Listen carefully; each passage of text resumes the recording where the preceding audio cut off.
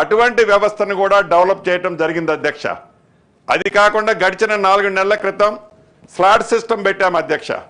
ఈ slot system వలన ముందు ఎవరు వస్తున్నారు ఏంటి అడ్వాన్స్గా బుకింగ్ చేసుకొని ప్లాన్ సిస్టమ్ లేకుండా స్లాట్ సిస్టమ్ వలన టైం సేవ్ అవుతుంది అధ్యక్ష.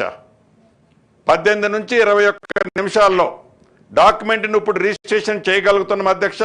ఇంకా లేటెస్ట్ టెక్నాలజీని అడాప్ట్ చేసుకొని రాబోయే రోజుల్లో ఇంకా టైంని 13 to 14 మినిట్స్కి రెడ్యూస్ చేయాలన్నది కూడా ప్రభుత్వం ఆ దిశలో ఆలోచిస్తుంది అధ్యక్ష.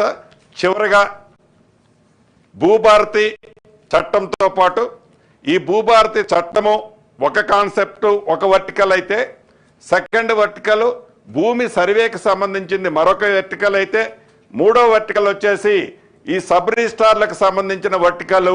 ఈ మూడింటిని కూడా ఒక 3 to 4 monthsలో ఒకే ఫ్లాట్ మీదకి తీసుకురావటం జరుగుతుంది అధ్యక్ష. ఈ తీసుకురావటం వల్ల ఎక్కడైనా ఫర్ ఎగ్జాంపుల్ అగ్రికల్చర్లో ఉన్న భూమి నాలా కన్వర్షన్ చేస్తే డైరెక్ట్గా ఈ భూభారత్లో డిస్ప్లే కాదు అధ్యక్ష, కానీ అది భూభారత్లో ప్రొబిటెడ్ లిస్ట్లో ఉంటుంది, అది ప్రభుత్వ స్థలం అయి ఉంటుంది. ఎప్పుడైతే అక్కడ రిజిస్ట్రేషన్ చేసే అవకాశం అతను సబ్ రిజిస్ట్రార్కి వస్తుందో ఆటోమేటిక్గా అతను రిజిస్ట్రేషన్ చేయడం జరుగుతుంది అధ్యక్ష.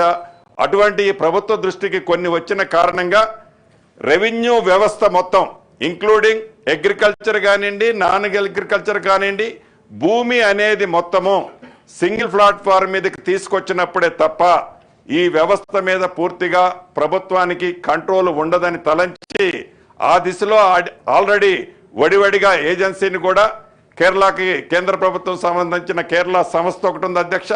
దానికి పనిని కూడా అలొకేషన్ చేశాం, ఆ పనిలో ఉన్నారు. రాబోయే కొద్ది రోజుల్లో ఆ తీపి కబరి కూడా తెలంగాణ ప్రజలకి తెలియజేస్తున్నామని మీ ద్వారా గౌరవ సభ్యులకి ఈ సభలో ఉన్న సభ్యులందరికీ తెలియజేస్తున్నాను అధ్యక్ష. సో అధ్యక్ష, గౌరవ రెవెన్యూ శాఖ మంత్రి ఇచ్చిన వివరణ చాలా బాగుంది. మేము ఇచ్చిన సూచనలు కూడా ఆ క్లస్టర్లు కట్టేంత వరకు టైం ఉంది కాబట్టి అప్పటి వరకు కనీసము నెట్ ఒకటి పవర్ ఒకటి ఆల్టర్నేటివ్గా చూడండి. That is very important. It is getting delayed hours together. ఇంకోటి ఇంతకుముందు ఏమన్నారంటే ఈ inner outer ring road inside ఉన్నటువంటి సబ్ రిజిస్ట్రార్ ఆఫీస్ అన్నీ కూడా ఒక క్లస్టర్ కింద తీసుకొస్తున్న అంటున్నారు.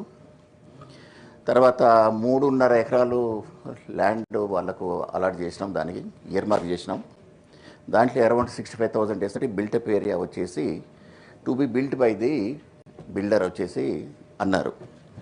అంటే వాళ్ళు సిఎస్ఆర్ ఫండ్స్ కింద కడుతున్నారా లేకపోతే వాళ్ళు కట్టి మీకు లీజ్కి ఇస్తున్నారనే సంగతి నాకు ఈ విషయంలో నాకు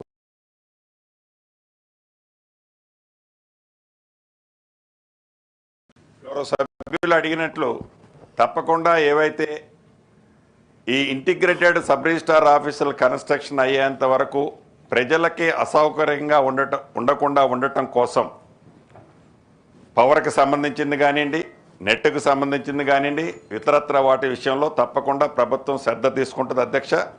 రెండవది, వారికి ఏ రకమైన పర్మనెంట్ లీజు మనం ఇవ్వటం లేదు అధ్యక్ష. బిల్డర్స్ ఎవరైతే కడుతున్నారో గత ప్రభుత్వంలో కొన్ని ట్యాంక్స్ని ఇంప్రూవ్ చేశారు. ఏది నా ట్యాంక్స్ని డెవలప్ చేసినప్పుడు జస్ట్ వాళ్ళ బోర్డ్స్ని అక్కడ పెట్టుకునేవాళ్ళు. సేమ్ ఇక్కడ కూడా ఆ కాన్సెప్ట్తోనే పెడుతున్నాం. సిఎస్ఆర్ ఫండ్స్లో ఇది కవర్ అవ్వటం లేదు అధ్యక్ష. సిఎస్ఆర్ ఫండ్స్లో కట్టడం కాదు, వారి ఓన్ మనీతోనే కట్టించే కార్యక్రమాన్ని ప్రభుత్వం ఆల్రెడీ అందరినీ 11 మందిని ఒప్పించింది అధ్యక్ష.